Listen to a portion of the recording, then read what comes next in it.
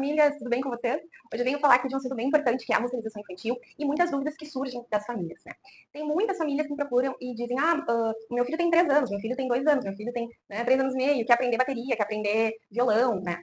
E o que eu explico? Nós precisamos inserir a criança primeiro na musicalização, porque ela precisa desenvolver habilidades apropriadas para que no tempo certo, na idade certa, ela consiga se dedicar a um instrumento. Quando o cérebro dela estiver pronto para isso, quando a motricidade dela, a psicomotricidade dela estiver pronta para ela aprender.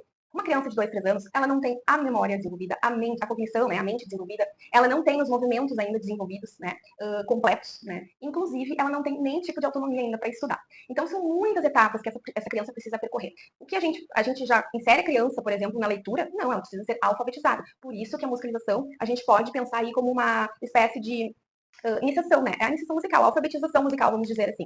Então é muito importante que ela desenvolva competências e habilidades e ela se torne musical. Ela consiga tocar no tempo certo, ela consiga parar. A pausa é algo muito necessário na música, é algo muito difícil, né? Inclusive com os adultos. Então, por exemplo, eu não vou ensinar uma criança de primeira infância a ler partitura, ter, claro, um conhecimento no aspecto musical, de um pouco de acesso a figuras musicais e tudo mais, vai ter acesso a muitos instrumentos e, principalmente, se desenvolver musicalmente com atividades adequadas para a idade dela, né? Não com atividades que não são adequadas e aí a criança acaba não se desenvolvendo. E a música é a melhor forma, a melhor ferramenta e a melhor vivência que podemos oferecer para uma criança na primeira infância. Então, quanto antes, a partir de 2, 3 meses de idade, já se coloca na musicalização. As atividades para um bebê não é a mesma atividade para uma criança de 4 anos. São atividades diferentes porque elas necessitam desenvolver habilidades diferentes uma da outra, né? Respeitando cada etapa. Então, é muito importante que a gente coloque as crianças o quanto antes na musicalização para que lá na frente ela já ingresse no instrumento sabendo muito sobre música, mas de uma forma que ela aprendeu de forma mais brincante, intuitiva, porque a criança precisa da repetição, dos gestos e principalmente do brincar. A criança não aprende sem o brincar, né? Então é muito importante o brincar, a repetição, os gestos